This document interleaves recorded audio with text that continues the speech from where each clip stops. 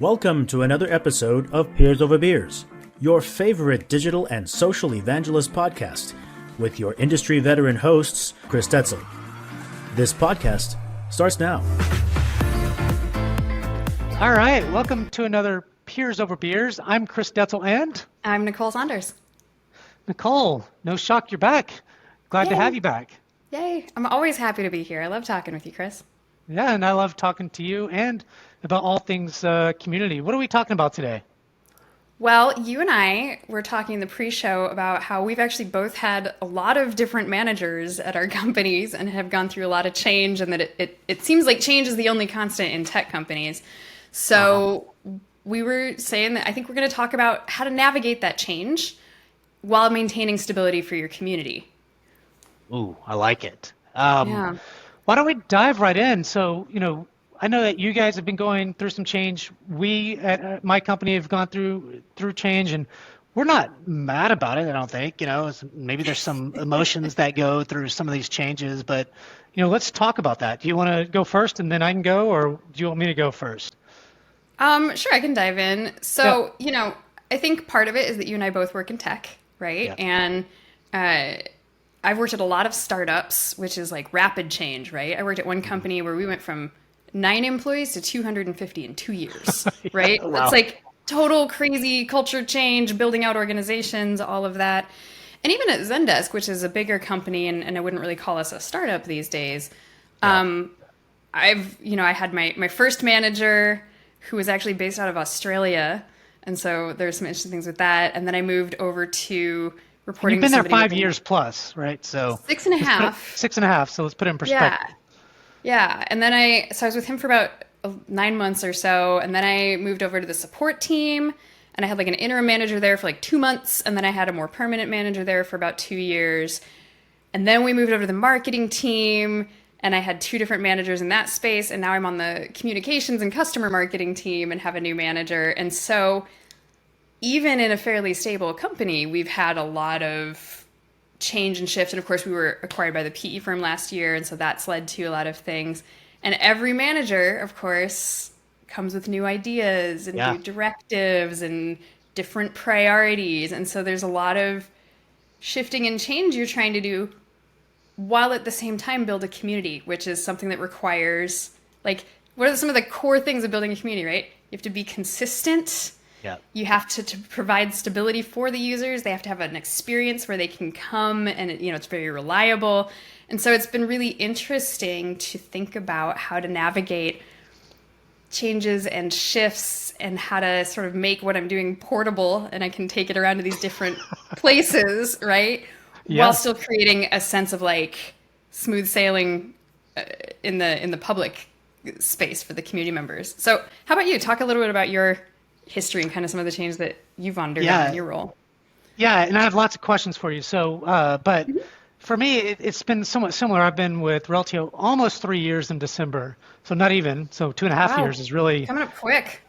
Yeah, no, it does. It's crazy how it changes. And I've had 4 managers and 2 kind of different areas, organizations. So I was in, I reported to the chief customer officer at first, and within the customer org, and then that person left, and then another chief customer officer came in, and then a year later I was moved over to the marketing team, which I've never worked for a marketing team in my life. So trying to understand kind of what they're trying to accomplish, what they're doing, and then trying to think about how I fit in and how it was a tough transition. And then now I report to another chief marketing officer at Reltio. So, it's not just, so there's a couple things there, and I would love to kind of get your thoughts too, but is when you move from one organization that has completely different goals. So when you think of customer, you're thinking of retention and higher renewals and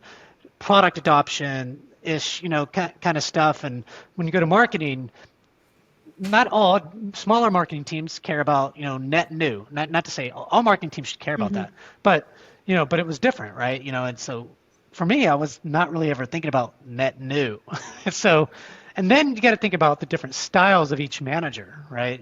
Some people are, just do whatever, it's cool. Some people want to know everything that's going on. And you mentioned and I think this is important, is that how do you portably bring along some of the things that you've accomplished, that you've done, that you want to do, but without affecting your community, right? So what the goals of the community from a customer standpoint for me, it's got to somewhat stay the same if I go to the marketing team when they're thinking about net new, but how do I then change my thinking a little bit to kind of their thinking, but also keep kind of that customer piece engaged and involved. Yeah. I think it's good, but it's also it's a strain on us, and we got to get used to it. It's not easy.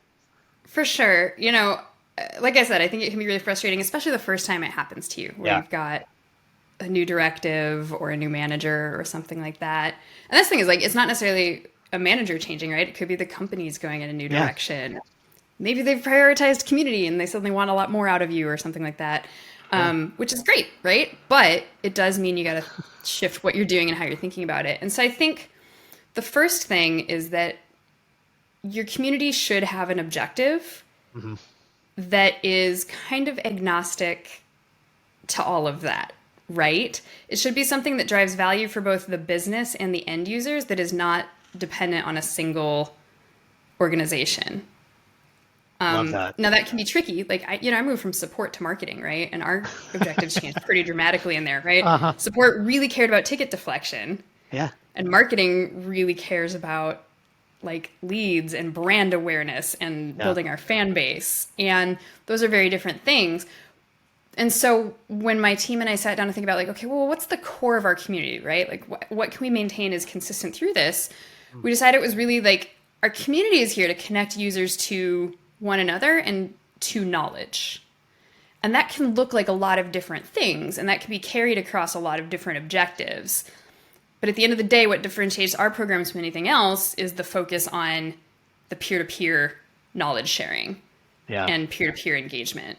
And whether you're talking about people answering each other's questions or people sharing their knowledge about this great product that they have had a lot of success with, for other people that are struggling with similar issues, which is more of a brand advocacy kind of motion, that was really consistent for us. So that was number one, is making sure that you've got a way to summarize what the vision and objective of your community is that isn't specific to a single sort of motion or division within your business.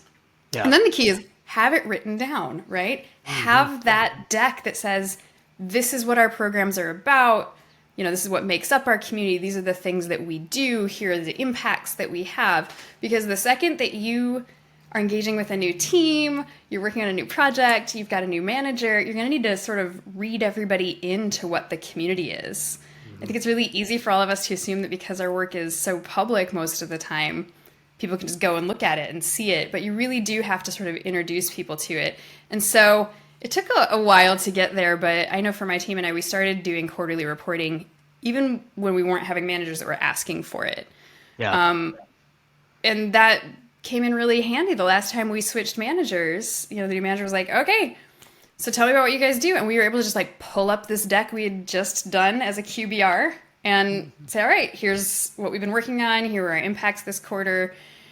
And then when she came back and said, okay, well, I actually have a quarterly reporting thing, we were able to just slide our stuff right into her information. And just like we were talking about in the last episode, it was really easy for us to align with the way that the rest of the teams that she managed were talking about their business with her template. But it was only because we knew our stuff and we had it written down. And so I think that whether you're creating just a Word document narrative that explains what your community is all about and what you do, or a full deck, or even just having some consistent reporting, having those things at your fingertips is really critical when you've got somebody new coming in that you need to onboard. I completely agree. And you and I talked about this on the pre-show is every year, I like the idea of quarterly because it's more consistent and it's, more focused. But every year, what I do is, look, we all have kind of our KPIs and core things, and that we have this thing called Lattice, and we have to put our information on what did we accomplish for the year. So what I do is, instead of to help me with that, but also to help me kind of communicate the value of what community brought, every year, is create a deck. And in this case, my deck is 16 16 slides. And within those 16 slides, the first slide is going to just basically be kind of this, key insights of what we accomplished. So key insights for FY23, and then, 3 or 4 or 5 bullets. And then what do we focus on for next year?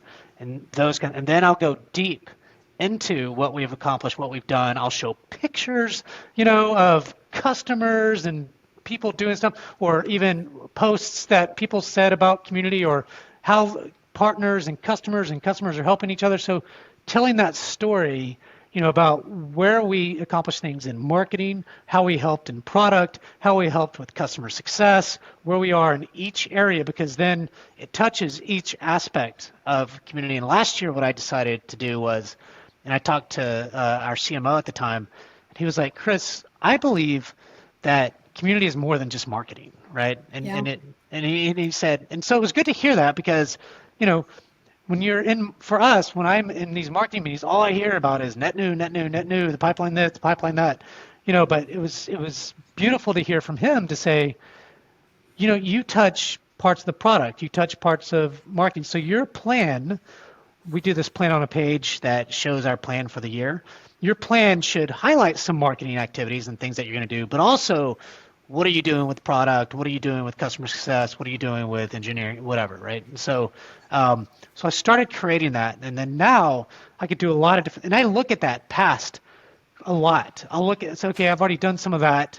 So what's future? What am I trying to accomplish? And some of it could be the same, right? So if I'm trying to get, like you said, ambassadors or more people to do different, talks or whatever, I want to continue that and show that I've done some more around that area, or whatever. But I do think that's important, and I think that's it's key to be able to tell that next boss.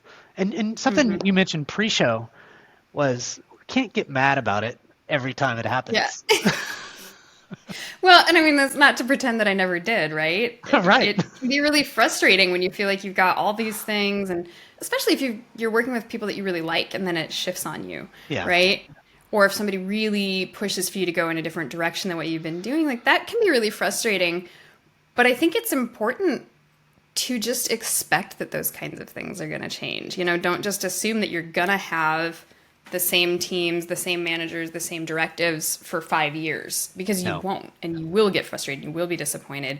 The better thing to do is be prepared for it, and think about, in everything you're doing, how do you, I use the phrase future-proof it, right? But it's really about anticipating change and knowing that change is going to come. And so when you're structuring things, especially in communities, because it does oftentimes take months, if not years, to build out some of these programs, right? Like, we just launched our user groups 6 months ago, and I still feel like they're brand new, and it's, it's going to be a few years before that really ramps up to its full potential, power and value and everything like that.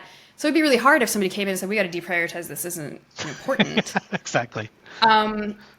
Which I, knock on wood, hope nobody does. I don't think they will. I think we're showing good value. Yeah. But, how do you do that, right? And I think one piece of it is work with urgency. Don't always assume that you're going to have all the time in the world. That's right. If you've got a window to get something done, do it. I'm a big fan of doing betas or pilot programs. Is sort of what's that minimum viable thing that you can get out there to prove the value of something. And I've talked about this a lot over the years of how you have to prove the value of something so that then you can go back and ask for more investment to grow it.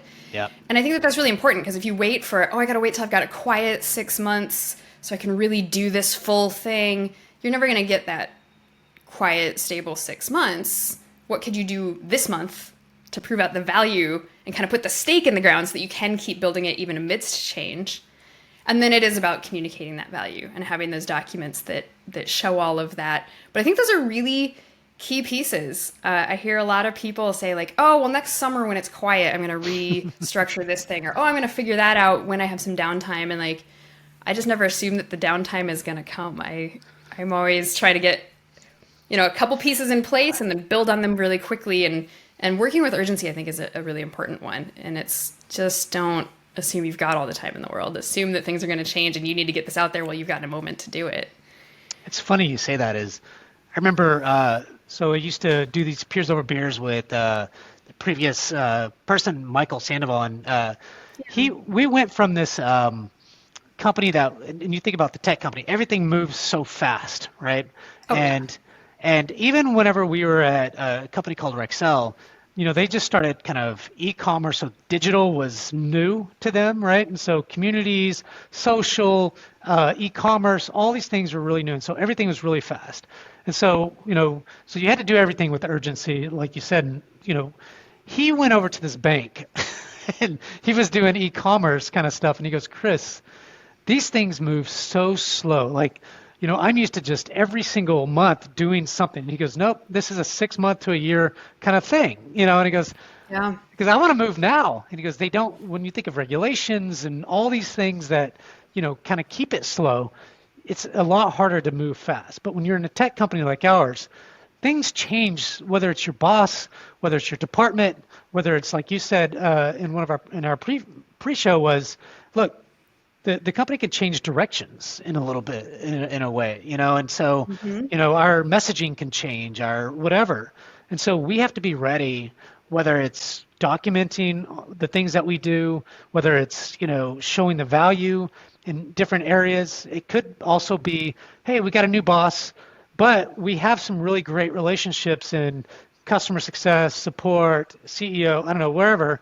You got to leverage those relationships, I think, at the end of the day, to say, hey, look, we're doing these things in community. Maybe you go to that chief customer officer, I don't know, whatever relationships you have. Can you let our, the new CMO know about this, that, or the other? Or, hey, to your boss, hey, just if you're not reporting to the CMO, but, you've got to find some of those champions within your own area to make sure that you're good. You know what I mean? I think, Absolutely. Look, definitely writing it down, showing the value, building the relationships internally to help them to also be your champions.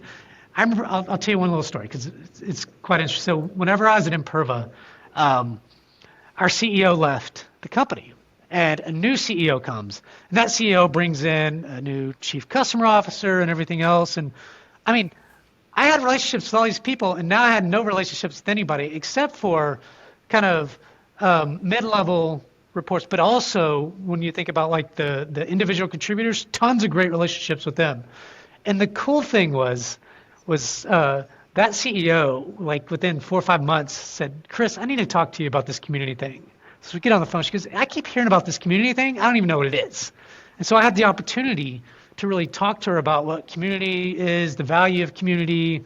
So it was really cool that people that believed in community were telling the story, and all they were talking about was how community was showing value. But she didn't even know what the hell it was. And so she had to figure out for herself what that was. So I think, having those kind of people to help push is also a good thing. Absolutely. And something that you've kind of spoken to a couple of different times in your comments here that I want to call out is that importance of being cross-functional, right? Yeah. And gosh, I think I'm the queen of cross-functional. It's what I talk about on like 90% of our episodes here. But it's because it's so important in communities and, especially for B2B community. Yeah. One, because we do have impact on so many different parts of the business, like your boss said, right? Yeah, you sit in marketing, you do marketing things, you want to highlight that, but everybody knows you also have impact on product, you also have impact on support, and so you should really build out those relationships because, like you said, then those people can also be your champions, right? And when you're undergoing change, maybe they're in a meeting that you're not in, but they can say, oh yeah, I know about the community. I can speak on Chris's behalf and, help everybody understand what the value of this is. And hey, we should bring him in too. And they can understand those opportunities where that is important. And so, I think the other takeaway I would tell everybody is like, always be doing that internal networking, always be doing that internal relationship building. It's just so incredibly important to have those champions, to have those shared resources, all of those pieces. And that is one of the things that does help create stability. When you're undergoing change, if you've got colleagues in several departments that kind of know what you do, even as you shift, that's going to remain constant. And that's really helpful. I was, about 2 weeks ago, I was talking to this guy that does some of these webinars, these live webinars and everything else. And he asked me a question. I was like, he said something like, oh, this thing was really good about this question on the community, blah, blah, blah. And, he's got some influence. I said, yeah, hey, I appreciate it, and I'm glad that you said that. Just let your boss know, or let so and so know that there's some value there. He goes, is there a Yeah. question? He said, is there a question that there's not value in community? You know what I mean? Like, and I love that, but I'm always trying to push. And I was like, that's a good point, but I was like, Yeah. still tell them. You know what I mean? Like, I'm always just Still. saying, don't. I said, I don't want to be the only advocate of community because I can preach community all day, every day, and tell you what the value is. But when it comes from others, is really the key, and it's okay for you to ask them to do that, like I do. Don't be shy, Yeah. just say, hey, Well, good. and you got to pay it forward too, right? I Yeah, do that for other of people course. and other colleagues as well. And I really try to help understand their programs, represent them, let people know when they're doing good stuff. But yeah, I think it's especially valuable for community because it's a space that's still not as well understood as maybe some other business functions are. Well, And so I think it's key. maybe not. Like we've said that for years, and probably it's been true, I know. right? And so it's so ingrained in our heads that people don't get the value of community, right? And so the way I've been thinking of it lately is I think people do to some degree, right? I think we have to continue to build out the programs, build out the value, and act as every other department does to show what value we bring to the business. Definitely think that, but I also think that that maybe it's not so misunderstood completely, right? As much. I mean, you've been with Zendesk for 6.5 years. I mean, maybe most people get community, right? And so, instead of preaching the value of community, which I think people know, it's like, all right, here's the key KPIs for, community. This is what we know, whatever. We still got to be that evangelist for community, but maybe we should think about it in a different way. I don't know what that is. Maybe it's like, I assume there's value here. I've built this from ground up. It's been around for 6.5 years or 7, 8, whatever, as long as it's been around for Zendesk forever, and so obviously they see value, and you continue to get headcount in the midst of, some, tough times at times, right? And so you're doing something right, So Well, but I still would say it's a constant evangelism of it. And I think people understand the idea of community in general now, right? Yeah. Like most companies will go in and say like, yeah, we should have community. It's important. We've seen it do all these things. Most leaders look at Salesforce Trailblazers and they know what a difference that made for that organization. And that's still sort of the gold standard, it seems. But I think the challenge is people assume there's a lot of like misconceptions of what we mean, right? Yeah. And you and I both know every company handles community a little bit differently. But I've had people be like, I want to talk to you about community. And then they come in and ask me a whole bunch of questions about Twitter. And I'm like, yeah, that's the social media team. Yeah, They actually sit exactly. in a different part of the organization. If we want to talk about community, we're talking about user groups, we're talking about brand evangelists, we're talking about our online discussion forums, we're talking about our community events. Mm-hmm.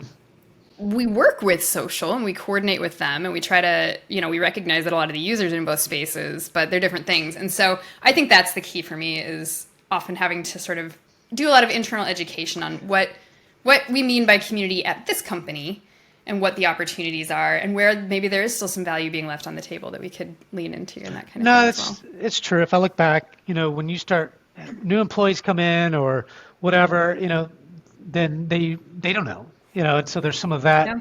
But even, leaders, I think just like anything, something that was told to me was, look, you can't just say it one time. You've got to continue to talk about it and things like that. Sometimes you get tired of doing that, because you feel like you've done it 400 times, and maybe you have, but you need to do it 400 more times. How many times do rock stars sing their number one hit exactly over a 20-year career?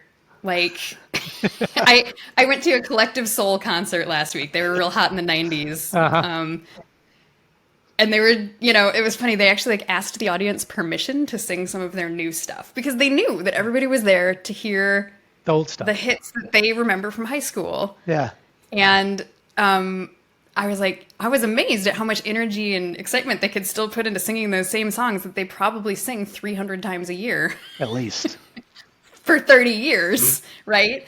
So yeah, you got to repeat your story, and maybe it's not. I love that analogy. That is so true. It's like, how do you stay relevant and popular? And the old school stuff still works. You go to Def Leppard concerts or, any of those concerts, you don't want to hear anything new necessarily. You want to hear the same things. But Yeah. You want to hear that song that you remember from, listening to back when, like, old memories tied to it and things like that. So, yeah, you got to tell people over and over. But here's another cool thing about change. Sometimes you get told no. Yeah. And then things change. And you might get told yes this time. And I know that, like, on the flip side of having to sort of evangelize and re-educate over and over, it also means that there's often new opportunities to pursue things that you couldn't pursue a year or two ago or under a different manager or when you had a different mission. And another important thing, and I've really learned this the hard way a few times in my career, is don't assume that no that you got 5 years ago still holds. Yeah. You gotta leave the baggage behind. You gotta come at things with fresh eyes and try it again. It's that grudge you talked about, or we talked about, is you can't get mad about it. And if you do, it's probably okay for a minute, but let it go, move on, go to the next thing. It's not always easy, because nobody wants. Go ahead. I was going to say, I think the hardest thing for community builders is we pour so much of ourselves into this work, right? I mean, our personal brands and our community brands are so intertwined. You also can't get too precious with it. At the end of the day, you have to remember that the community doesn't belong to you. Yeah. It actually doesn't even really belong to the company necessarily. It belongs to the members. But it's like it goes like members and then the company and then the people that actually run it. Yeah. And there are going to be times that you're going to get directives you disagree with. And, from a strategic standpoint, if you're like, no, this is really bad, this is going to kill the community, yeah, you should push back.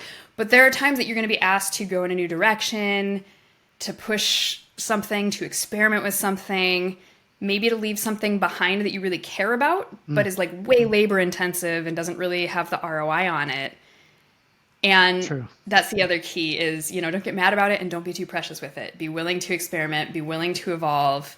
It's good for your community too, right? The community's got to keep evolving alongside the business. So. No, that's right. That's right. And, I think we've exhausted that topic, but I thought it was awesome. So. Yeah, I liked talking about that. I've been working on my presentation topic for the CMX conference this year, and I think this might be a good one to cover. So, I like it. Yeah. Noodle on that a little bit. I wish I could go to that. We have our own conference, the exact same dates. So unfortunately, oh my gosh, that week. Yeah. There's all sorts of different things going on. I actually like multiple members of my team going to different parts of the country that week to cover different events. Like there's one for us, there's CMX, Support Driven is like the week after, Community Roundtable's got their event. It's just, I really feel like this is a little bit of that post-COVID, like everybody's coming out, we all picked the same week to go schedule stuff. It's a good week to do them, but it's kind of like, why didn't they spread it all out a little bit? Have something in November or September, you know what I mean? So yeah, let's spread them out next year, guys. Exactly. Well, Nicole, thanks for another great conversation on Peers Over Beers. I'm Chris Detzel, and I'm Nicole Saunders. Thank you, Nicole. Have a great day.